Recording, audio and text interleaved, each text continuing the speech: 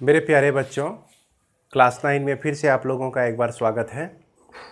तो क्लास 9 में हम लोग अभी 5 चैप्टर को पढ़ चुके हैं। अब हम लोग का छठा चैप्टर है आपका रेखाएं और कोण।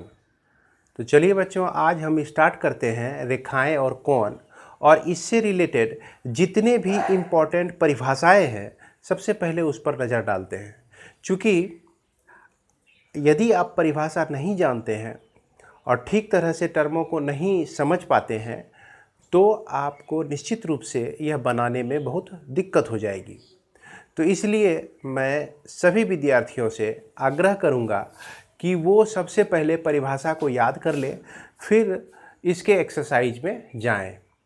तो जैसे रेखाएं और कोण में सबसे पहला कुछ परिभाषा को हमने बोर्ड पर लिखा है, और भी बहुत सारे परिभाषा है जिसको हम और भी लिखेंगे। तो इसमें सबसे पहला रेखाएं और कोण में हम लोग समझे रेखाएं।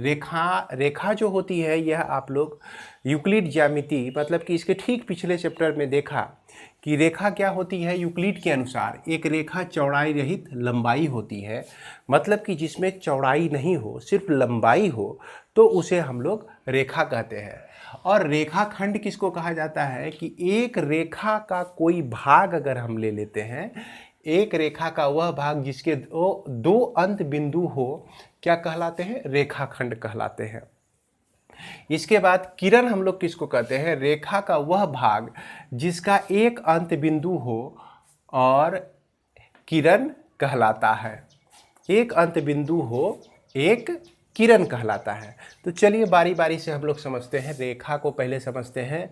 रेखा को हम लोग इस तरह से दिखाते हैं, और एक तीर इधर और एक एरो इधर, इस तरह से। तो इसे जो है हम लोग रेखा कहते हैं। रेखा को हम लोग डिनोट करते हैं ए बी, इस तरह से लिखेंगे। मान लीजिए ए और बी यह रेखा है आपका, तो यहाँ पर एरो इस तरह से हम अगर डाल देंगे तो यह रेखा का नोटेशन हो जाएगा। तो इस तरह से बच्चों रेखा को हम लोग डिनोट करते हैं। इसके बाद रेखाखंड आता है। अगर कोई भी रेखा का कुछ पार्ट हम ले लें, जैसे यहाँ पर ए और बी रेखा का एक हिस्सा ले लिए, और इसमें क्या देख रहे हैं कि दो अंत बिंदु हैं, ए और बी दो अंत बिंदु हैं, तो इसे हम लोग रेखा कहते हैं, और इसको हम लोग जनरली इस तरह से डिनोट करते हैं। इसके बाद तीसरा नंबर है आपका किरण। रेखा का वह भाग, जैसे मान लीजिए कि रेखा का एक भाग हम लिए, यहाँ से आधा से इधर ले लिए, है ना, तो यह एक अंत बिंदु आपका हो गया, और एक साइड जो है यह बढ़ते चला गया। तो इसको जो है हम लोग रेखा, इस पार्ट को हम लोग क्या कहते हैं? किरण कहते हैं। तो इसको हम लोग हालांकि ओ ए इस तरह से डिनोट करते हैं। तो इसका नाम हो गया आपका किरण हो गया, और इसका नाम क्या हो गया आपका? रेखाखंड हो गया। इस तरह से उम्मीद है कि आप तीनों को समझ गए होंगे। तो प्रायः क्या करते हैं हम लोग कि रेखा और रेखाखंड को डिनोट करने के लिए ये जो ऊपर पे सिंबल डाला गया है, इसका यूज हम लोग नहीं करते हैं, और प्रायः आगे के प्रॉब्लम बनाने में इसका यूज नहीं करेंगे, उपयोग नहीं करेंगे। वहाँ पर हम ऑलरेडी कहेंगे कि यह रेखाखंड है, या यह रेखा है, या यह किरण है। इस तरह से उसका नामांकन पहले ही कर देंगे। इसके बाद हम लोग का आता है कोण। कोण किसको कहते हैं? तो देखो बच्चों कि कोण बनने के लिए, जैसे कोण बनने के लिए हमको क्या चाहिए कि ये अगर दो रेखा इस तरह से खींच दिए तो इसके बीच हमारा क्या बनता है? कोण बनता है। तो इसके लिए हम इसे इस तरह से परिभाषित कर सकते हैं कि जब दो किरणें एक ही अंत बिंदु से प्रारंभ होती हैं तो एक कोण बनाता है। तो क्या बनाता है? एक कोण बनाता है। तो इसको हम और भी डिटेल में समझे। इसको मैं मिटा देता हूं, इसको आप लोग लिख लेंगे।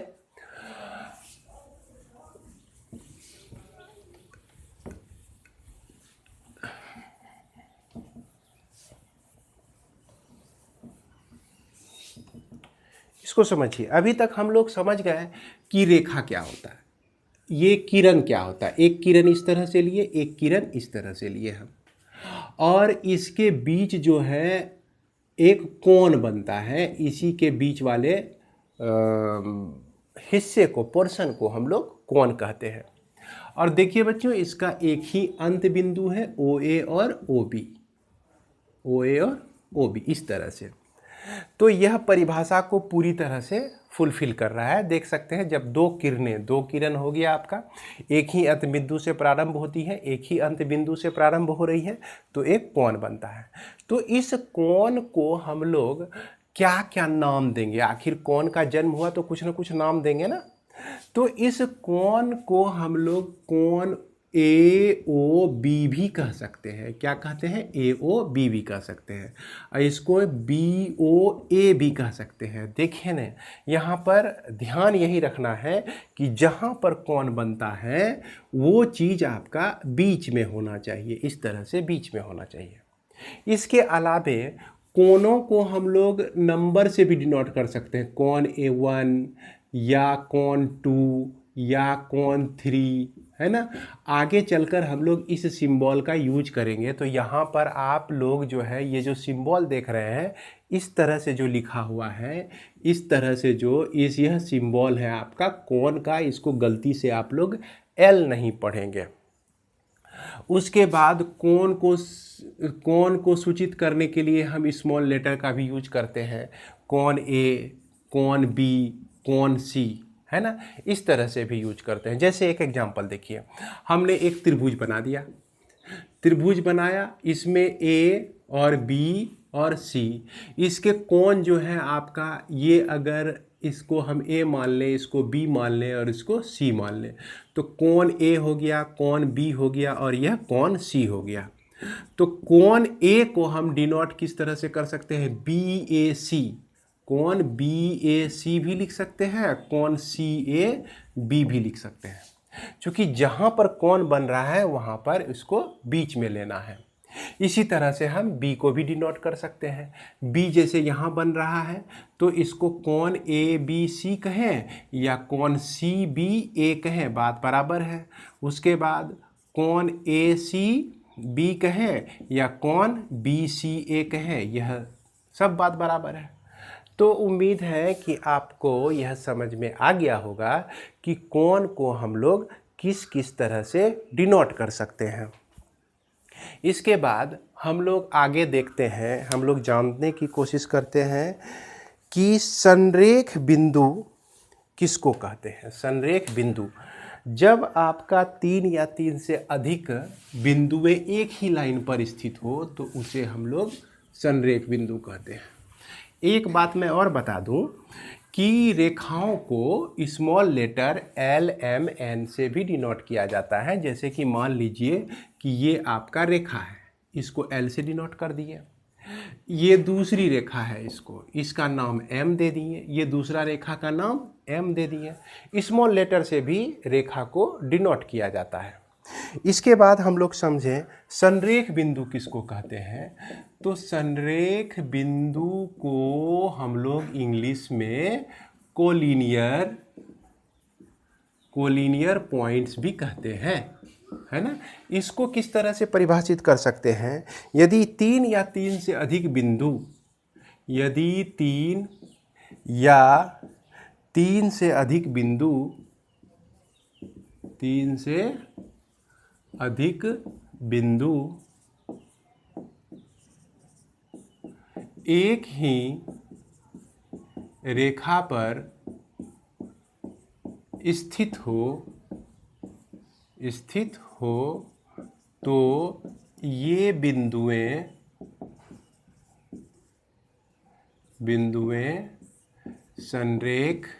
संरेखी होती है। अब जैसे देखिए 1 2 3 बिंदु कम से कम लिए, अब तीनों बिंदु एक ही रेखा पर है, ए बी सी। तो बिंदु ए, बिंदु बी और बिंदु सी कैसी रेखा हो गई? संरेखी रेखा हो गई। उसके बाद असंरेखी किसको कहते हैं हम लोग? असंरेखी। तो असंरेखी कहने का मतलब हो गया बिंदु, असंरेख बिंदु लिखिए इसको, असंरेख बिंदु, इसको हम लोग कोलिनियर पॉइंट्स कहते हैं, है ना।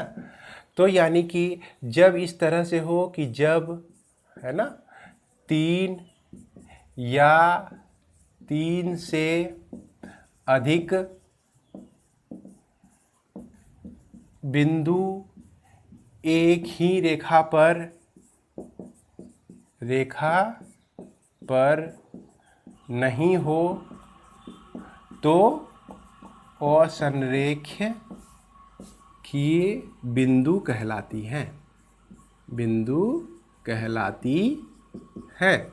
अब मान लीजिए कि ये बिंदु A है, ये दूसरा बिंदु B है, ये तीसरा बिंदु C है, ये चौथा बिंदु D है। यहाँ से हम इस तरह से लाइन खींचें, D इस लाइन से बाहर हो गया, तो हम कहेंगे B, C और D जो है असंरेखी है। A, B, C, D जो है असंरेखी है। A, B, C जो है संरेखी है। ध्यान देंगे A, B, C एक ही लाइन पे है तो यह संरेखी है। तो उम्मीद है कि संरेखी और असंरेखी बिंदु किस तरह से होते हैं ये आपको समझ में आ गया होगा। उसके बाद हम लोग आगे बढ़ते हैं और आगे देखते हैं कि कोण कितने प्रकार के होते हैं, कोणों के प्रकार।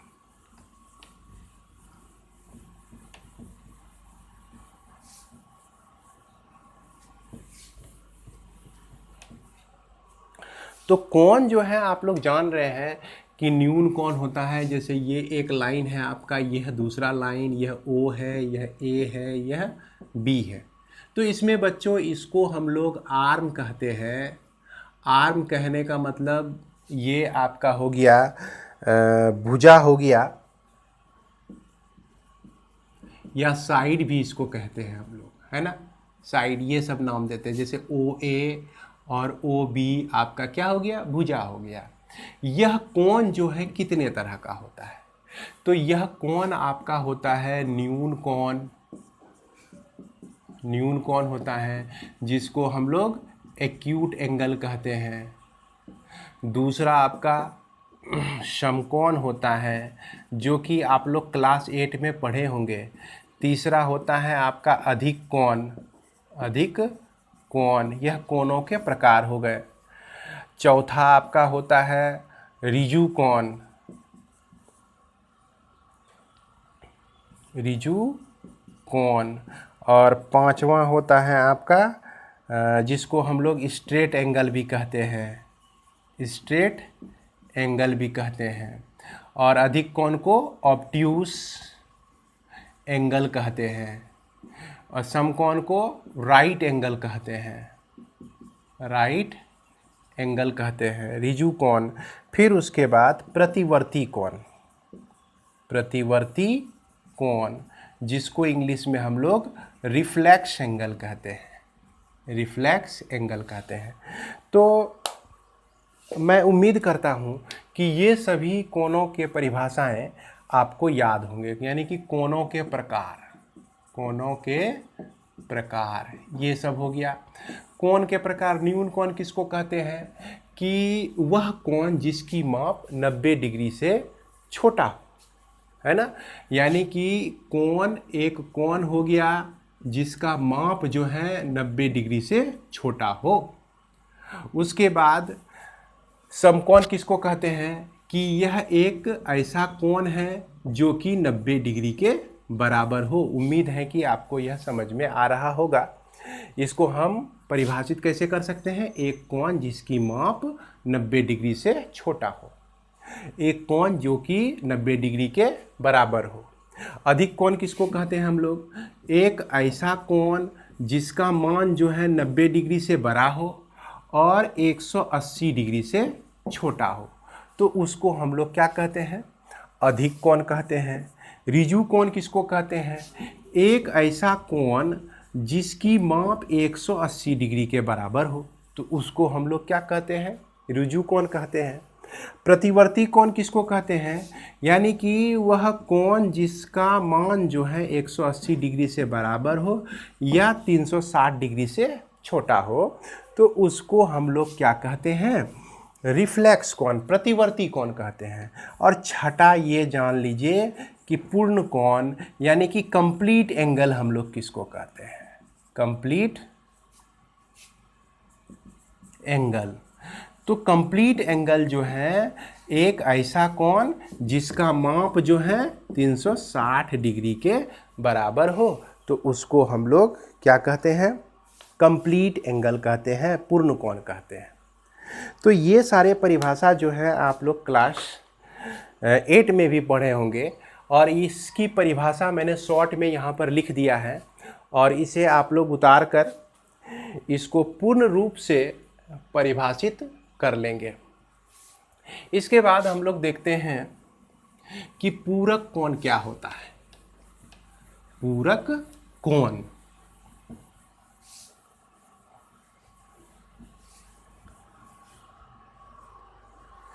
पूरक कोण यदि दो कोणों का योग जो है 90 डिग्री के बराबर हो तो उसको हम लोग क्या कहते हैं, पूरक कोण कहते हैं। तो यह आपका पूरक कोण यानी कि इसको हम लोग कॉम्प्लीमेंट्री एंगल कहते हैं, कॉम्प्लीमेंट्री एंगल कहते हैं, है ना। यदि दो कोणों का योग, कोणों का योग, है ना, एक समकोण हो, एक समकोण कहने का मतलब कितना डिग्री हो, 90 डिग्री हो, तो पूरक कोण कहलाते हैं, पूरक कोण कहलाते हैं। अब देखिए बच्चों, इसका फिगर, ये आपका एक कोण है, ये आपका दूसरा कोण है। यहाँ दोनों कोण का योग जो है ये ए, बी और सी लेते हैं। यहाँ पर एक कोण बन रहा है ए ओ बी, कोण ए ओ बी, इसको कोण बी ओ सी, कोण बी ओ सी दोनों को मिला दिए तो यह आपका 90 डिग्री का कोण यदि होता है तो यह दोनों कोण जो है पूरक कोण कहलाएंगे, एक दूसरे का पूरक कोण कहलाएंगे। यानी कि अगर यह ए है, यह सी कोण है, तो ए का पूरक सी और सी का पूरक कोण ए, इस तरह से हम लोग इसको लिख सकते हैं। उसके बाद हम लोग ये जाने कि संपूरक कोण किसको कहते हैं। संपूरक कोण, संपूरक कोण, इसको इंग्लिश में हम लोग कहते हैं सप्लीमेंट्री, सप्लीमेंट्री एंगल कहते हैं। और इसमें क्या होता है, ठीक उसी तरह से यदि दो कोणों का योग, है ना, 180 डिग्री के बराबर हो, बराबर हो, तो क्या कहलाते हैं, ये संपूरक कोण कहलाते हैं, संपूरक कोण कहलाते हैं। अब देखिए संपूरक कोण कैसे बनता है। एक लाइन हम ले लिए, इस पर एक स्टैंडिंग लाइन कर दिए, तो ये दोनों कोण का योग जो है 180 डिग्री हो जाएगा। यानी कि यह कोण ए और यह कोण बी, कोण ए जोड़ कोण बी जो है आपका 180 डिग्री हो जाएगा।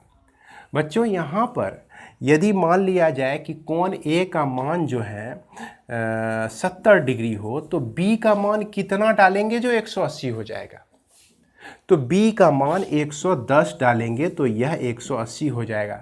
यानी कि पूरक और संपूरक कोण में अगर एक कोण पता हो तो दूसरा कोण भी पता कर सकते हैं। जैसे एक एग्जांपल यहाँ पे लेते हैं, मान लीजिए कि यहाँ जो है एक कोण जो है आपका 40 डिग्री है, तो ये कितना होगा, 50 हो जाएगा, क्योंकि 40 और 50 मिलकर जो है आपका कितना होता है, 90 होता है। तो इस तरह से अगर पूरक कोण में से किसी एक कोण का भी वैल्यू पता हो तो दूसरा हम लोग निकाल सकते हैं। उसी तरह से संपूरक कोण में अगर एक कोण पता हो तो दूसरा हम लोग बड़ी आसानी से निकाल सकते हैं।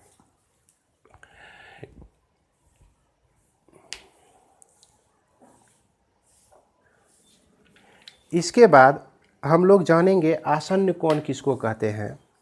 तो आसन्न कोण को हम इस तरह से परिभाषित कर सकते हैं, दो कोण इस प्रकार हो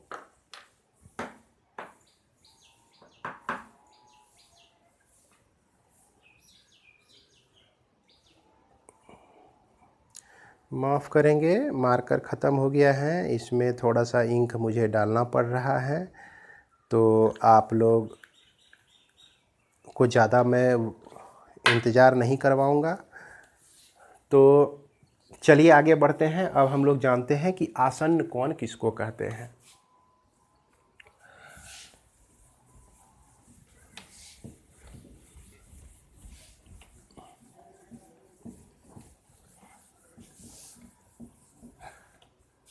आसन्न कोण, आसन्न कोण जिसको इंग्लिश में हम लोग कहते हैं एडजेसेंट, एडजेसेंट एंगल कहते हैं। एडजेसेंट एंगल कब बनता है? दो कोण इस प्रकार हो कि, इसको क्या लिख सकते हैं? दो कोण इस प्रकार हो कि, इस प्रकार हो कि एक शीर्ष एवं एक भुजा, एक शीर्ष एवं एक भुजा उभयनिष्ठ हो, उभयनिष्ठ हो और वे भुजाएं,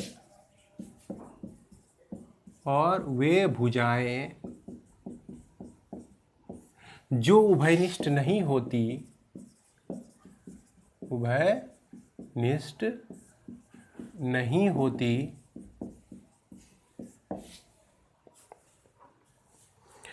भुजा के विपरीत दिशा में होती, उभयनिष्ठ भुजा के विपरीत दिशा में हो, उभयनिष्ठ भुजा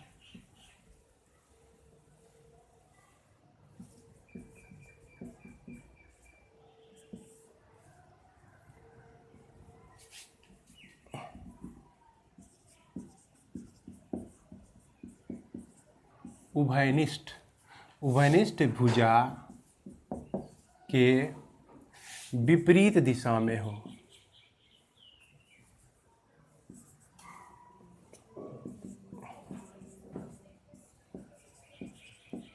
दिशा में हो।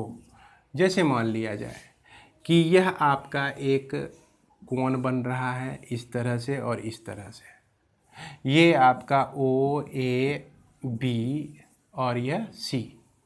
यहाँ पर हम देख सकते हैं कि एक शीर्ष जो है क्या है, उभयनिष्ठ है। दोनों कोण बनने के लिए एक शीर्ष आपका उभयनिष्ठ है और एक भुजा जो है, माफ करेंगे, भुजा उभयनिष्ठ है आपका। तो ये एक भुजा आपका ओसी भी उभयनिष्ठ है। तो वे भुजाएं जो उभयनिष्ठ नहीं होती है, अब देखिए जो भुजा उभयनिष्ठ नहीं है, ओ ए और ओ बी जो कि उभयनिष्ठ नहीं होती, उभयनिष्ठ भुजा के, यह जो आपका उभयनिष्ठ भुजा है के विपरीत दिशा में होती है ना। देखिए इसके विपरीत ये है और इसके विपरीत ये है। तो इस कंडीशन में जो कोण बनता है आपका, कौन सा कोण कहलाता है? आसन्न कोण कहलाता है। यहाँ पर AOC, कोण AOC तथा कोण BOC कैसा कोण है?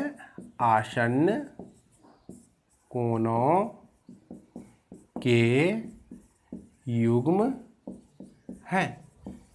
अब यहाँ पर एक चीज़ और आपको समझना है कि ये आपका इस तरह से एक कोण बना हुआ है, ये हम मान लेते हैं OA B और C।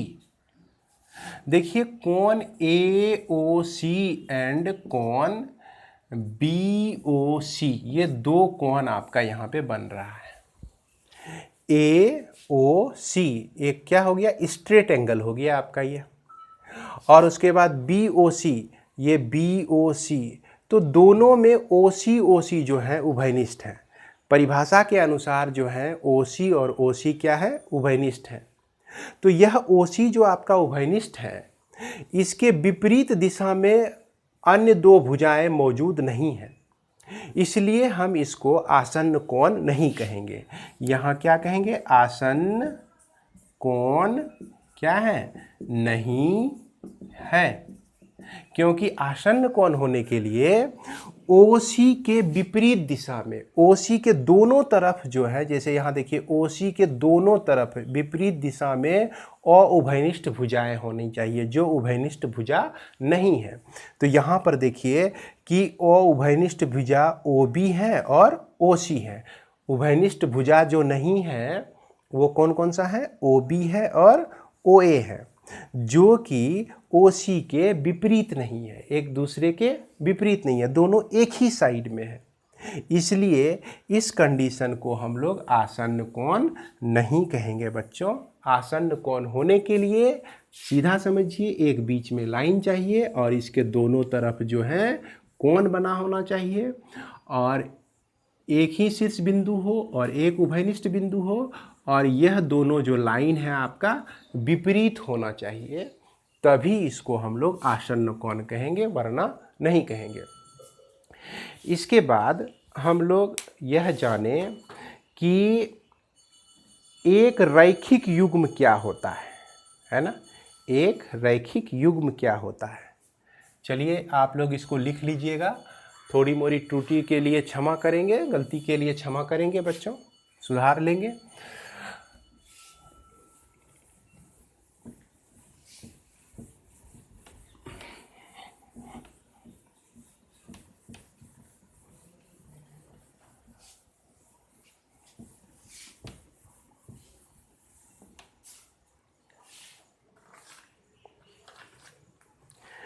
एक रैखिक युग्म कैसे बनता है आपका, यह देखिए, एक रैखिक युग्म, एक रैखिक युग्म जो है एक स्ट्रेट लाइन हो गया, उसके बाद एक रेखा इस पर खड़ी है, रेखा किरण जिस पे खड़ी है, यह आपका AB एक लाइन हो गया, और किरण OC आपका खड़ी है।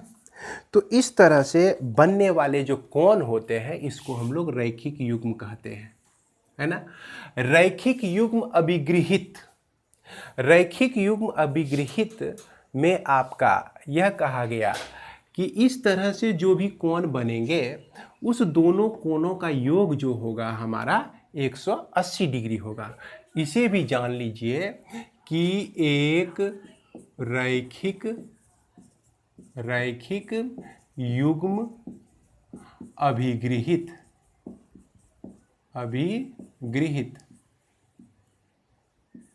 तो यह जो है आपका देख सकते हैं आप, यह अभिगृहित 6.1 और 6.2 के अनुसार क्या होता है कि यदि एक किरण एक रेखा पर, यदि एक किरण एक रेखा पर खड़ी हो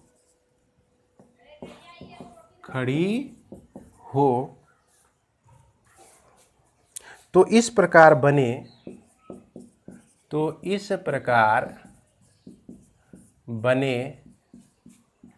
आसन्न कोणों का योग, आसन्न कोणों का योग जो होता है 180 डिग्री होता है।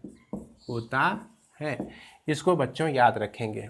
इसी का विलोम है आपका 6.2 अभिगृहित 6.2 इसी का विलोम है।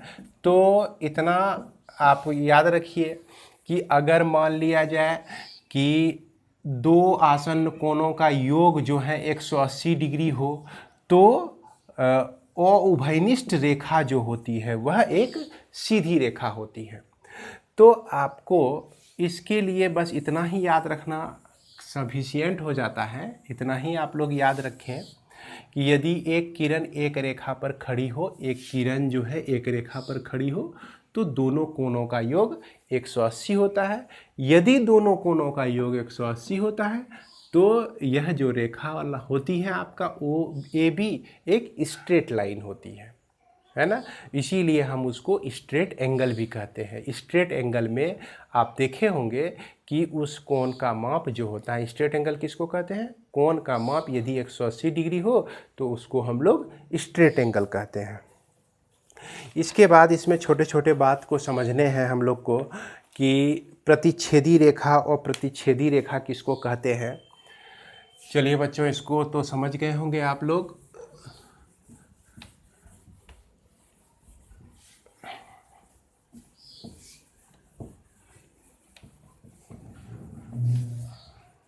अब हम लोग को 3 बात इसमें समझ लेना है।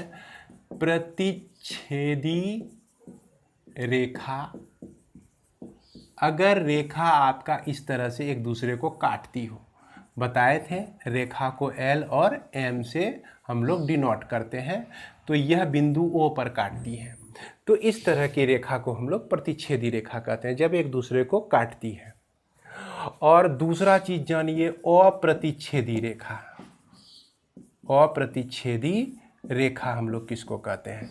यदि एक रेखा दूसरे रेखा को एकदम नहीं काटती है, कभी नहीं काटती है, तो इसको हम लोग अप्रतिच्छेदी रेखा कहते हैं। इसको हम लोग दूसरा नाम देते हैं समांतर रेखा भी नाम देते हैं, है ना। और तीसरी बात आप जानिए कि शीर्षाभिमुख कोण कैसे बनता है। शीर्षाभिमुख कोण कैसे बनता है, जिसको हम लोग क्या कहते हैं? वर्टिकली अपोजिट एंगल भी कहते हैं। तो बच्चों, अगर एक रेखा दूसरी रेखा प्रतिच्छेदी रेखा हो, एक रेखा दूसरी रेखा को कट करती है, यह L हो गया और यह रेखा आपका M हो गया। यहाँ पर देखिए, ये कोण इस दोनों कोण को हम लोग क्या कहते हैं? शीर्षाभिमुख कोण कहते हैं। उसके बाद यह कोण और यह कोण, ये मान लीजिए आपका नंबर 1 है और ये नंबर 2 है, तो यहाँ पर हम क्या लिख सकते हैं? कोण A हालांकि बराबर होता है कोण 2, यह दोनों बराबर होते हैं शीर्षाभिमुख कोण, आपका आगे जाके पढ़ेंगे। तो यह आपका शीर्षाभिमुख कोण है, और उसके बाद कोण A और कोण B यह भी बराबर होते हैं, ये आपका शीर्षाभिमुख कोण है। यानी कि शीर्षाभिमुख कोण के 2 पेयर मिलते हैं, कोण A और कोण B शीर्षाभिमुख कोण, कोण 1 और कोण 2 आपका शीर्षाभिमुख कोण। उम्मीद है कि फिगर को देख के समझ गए होंगे कि किसको हम लोग शीर्षाभिमुख कोण कहते हैं। तो इतना सा जानकारी आप लोगों को रखना अति आवश्यक है। इस रेखा